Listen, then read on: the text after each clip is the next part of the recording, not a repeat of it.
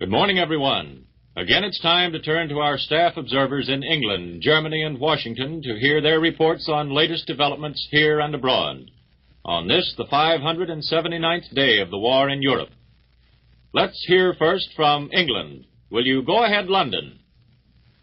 This is John McVane in London. The report this morning that Count Telecki, the Hungarian Prime Minister, has committed suicide and that the Hungarian government has resigned is causing a good deal of speculation in London. No authoritative quarters are yet prepared to offer confirmation or explanation for the Hungarian developments.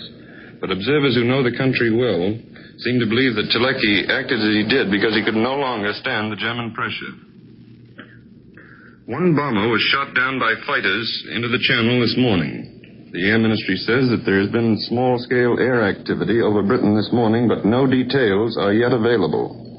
The German raiders didn't come to Britain last night, and it's understood that the RAF stayed at home, too. Yesterday, during daylight, the British carried out attacks on shipping off the Dutch coast and also attacked aerodromes in Holland and France at a cost of 2 planes.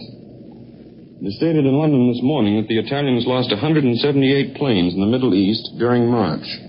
125 of them were shot down by the RAF and colonial pilots, 21 by anti-aircraft guns, and 32 were destroyed on the ground. So far, the protest that Vichy was reported making to Britain hasn't been received in London, and there is some doubt now whether the protest was in fact ever drafted. One theory is that the story of the protest originated with a German radio report that was picked up by Paris and put out with a Vichy dateline. General de Gaulle's statement yesterday in Cairo that there will not be a state of war between France and the British Empire because French national opinion will not permit it is probably the reason that the Vichy leaders haven't taken the Algerian convoy incident farther than they have. General de Gaulle has exceptionally good information that reaches him daily on what is happening inside France and the feeling of the French people. So when he defied the Vichy men to declare war, at the same time forecasting further incidents between the Vichy forces and the British, it's a pretty good bet that he knows what he's talking about. A statement issued by Free French headquarters says that units of the Foreign Legion, colonial troops of Equatorial Africa and the Cameroons, French Marines, spies, and artillery took an important part in the operations which ended in the fall of Cayenne. French bombing planes were also active. General de Gaulle spent 2 days with the French troops in the fighting line. Hitler's order to his legation in Belgrade to leave Yugoslavia doesn't come as any great surprise to the British. Dispatches arriving here seem to indicate that Mussolini has failed in his attempt to get Hitler to delay the attack on Yugoslavia because of fear for his troops in Albania. As the British see it, Hitler's attack on Yugoslavia will mean the loss to Mussolini of his entire force in Albania, set at some 300,000 men. The Yugoslavs can sweep down on their flank while the Greeks continue their frontal attack. There can be no Dunkirk escape for the Italians because they haven't the navy to protect what at best would be a lengthy re-embarkation at one of the heavily bombed Albanian ports. It's being stated here today that possible revolt inside Italy itself will make it necessary for the Germans to occupy the entire country. The Evening Standard today says, "It seems certain that the Italian fleet was sent to sea on German orders, possibly in order to cover a fresh dispatch of German troops to Libya." We can imagine what feeling the resulting fiasco must cause in Italian ports. Italian sailors will blame their German masters. German sailors will bewail the fate which condemns them to risk death in Italian ships. The blood brothers will be at each other's throats. British airmen who have to bail out sometimes do so in German parachutes. This was revealed yesterday by a Ministry of Economic Warfare spokesman. He said that using the German parachutes taken from Germans who have jumped over England saves the British about $140 a jump. Experts from the ministry exhibited various articles captured from German airmen and gave their deductions as to the state of Germany's supplies. One exhibit was a German naval medicine kit. Medicines were in 50 neat aluminum tubes, but elaborate as the kit was, it contained no iodine, Vaseline, or disinfectant, in all of which Germany is thought to be short. In the pockets of prisoners captured recently have been a large number of sedative drugs and sleeping tablets, taken by ministry experts as a sign that the Germans are beginning to feel the strain of warfare. The Daily Express today publishes a report that Marshal Badoglio is now a prisoner in the royal palace at Rome, under the personal protection of King Victor Emmanuel after 3 attempts had been made on his life by fascist enemies. This is John McVane in London, returning you to the National Broadcasting Company in New York. From the Associated Press, Belgrade, Yugoslavia. Germany ordered all of her legation staff, save 2 men, home to Berlin today in a flurry of ominous military activity. And diplomatic circles expressed belief that Adolf Hitler had decided that war with Yugoslavia was inevitable. Next, let's hear from the Reich. Incidentally, when our Berlin reporter starts talking, it will be exactly 5 minutes and 45 seconds past 8 o'clock. Hello, NBC. This is Charles Lanius in Berlin. The story that is causing more interest among Americans here than the Yugoslav crisis and the German attitude to the seizure in America of German and Italian ships is the police roundup of a number of United States citizens last night. As far as I'm able to check this morning, 8 male Americans, including 1 Negro music student, were taken into custody about 6:30 last night by the Berlin police. And if my information is correct, they're all at liberty today. Several were released late last night after various forms of questioning, and others were held until about 4 o'clock this morning, after spending several hours in the bullpen. One of the men who was released early today is Mr. John Paul Dixon, 34-year-old New Yorker, and Berlin reporter for the Mutual Broadcasting System. Police came to Dixon's downtown office late yesterday evening and took him off to jail. The American embassy was notified immediately. And when First Secretary Donald Heath inquired at police headquarters for information, he was told that he would have to get in touch with the German Foreign Office. That, of course, was done this morning after Dixon's release. Another American who was hauled in has been a resident of Berlin for more than 30 years. He is Mr. Arthur Dunning, president of the American Commercial Club here. Police came to his house, told him to pack a bag with clothes and toilet articles enough to last him for several days, and took him away. After some routine questioning, Mr. Dunning, who is getting along in years, was allowed to go home about 11 o'clock last night. The Negro, John Wesley Welch, here is a music student, is also at liberty. The Reverend Stuart Herman, the minister at the American Church here, was taken to his local precinct police headquarters, but was sent home almost immediately when he showed his papers. A Philadelphia man, Mr. Alexander Thierry, and another American named Smith, about whom I haven't so far been able to get many details, were both picked up and questioned.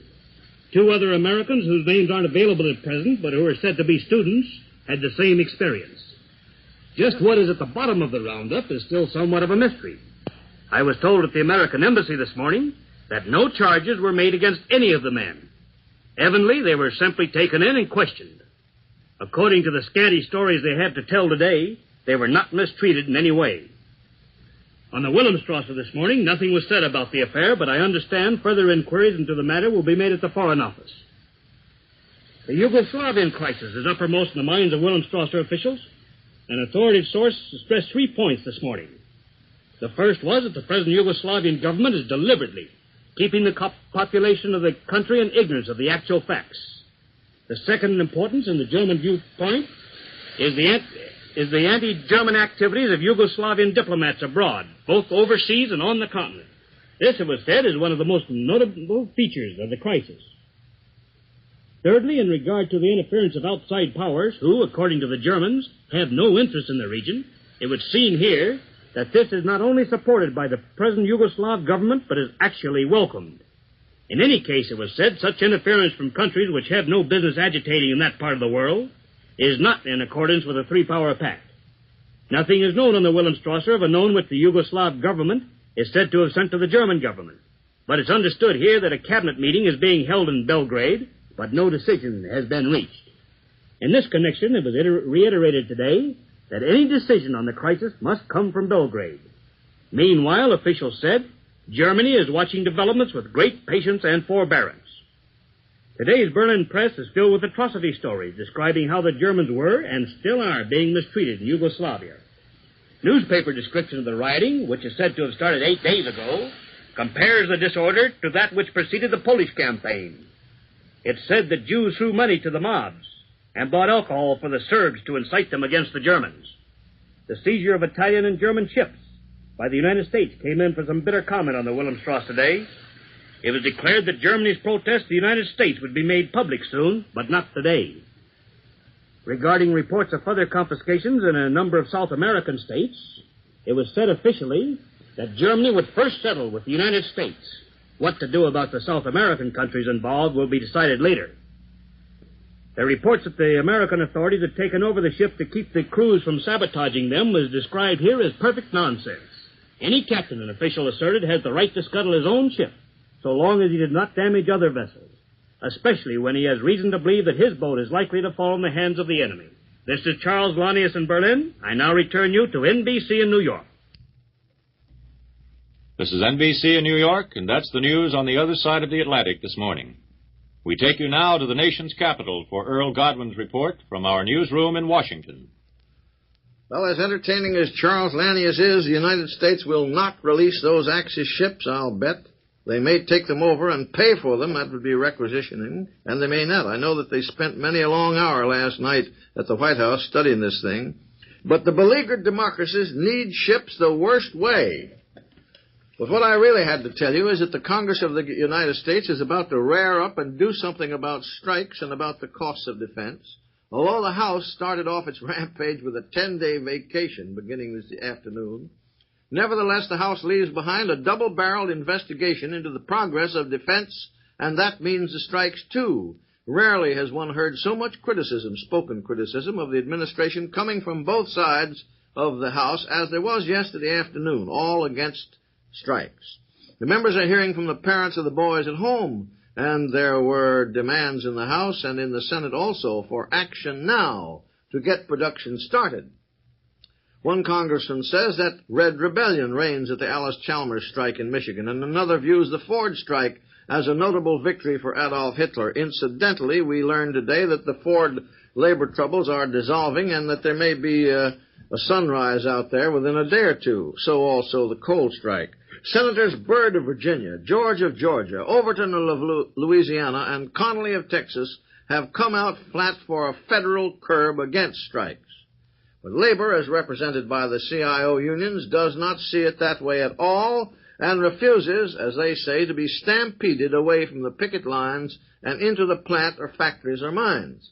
John Lewis, mine workers' chief, denounces the mediation board's formula of back to work first and settle the dispute while the men produce.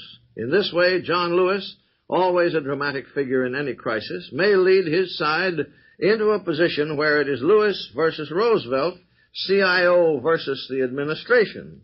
Congress resents it, seems to resent it, and it to be more troubled, vocally at least, than about the production stoppages than does the administration. Incidentally, however, while John Lewis takes that position, William Green is reported here from Philadelphia as saying this: strikes to right real wrongs are the inalienable right of free workers, but minority strikes as organizational strategy are quite another matter and endanger the freedom we seek to defend. While Congress prepares a deep committee investigation, Representative Engel of Michigan has been making a one-man tour of many training camps and is blasting away every day or two. Today he has prepared his revelations at Camp Meade, Maryland, within a few miles of the capital. Graft, waste, inefficiency, and 250% overages in cost are among Engel's charges. He says there has been outrageous waste in federal funds and asks for court-martials for Army officers and criminal prosecutions for civilians. In the helter-skelter of defense production, prices want to go up. Coal prices, jittery over the coal strike, try to lunge forward but are restrained by one man, Leon Henderson, who's the price czar of the Defense Commission, who pegs soft coal at March 28 figures. And Earl Godwin says goodbye. That's all the news from Washington at this time. Listen to this broadcast each weekday morning at this same time. To be best informed on what's going on throughout the day, we invite you to keep your radio tuned to this station. This is the National Broadcasting Company.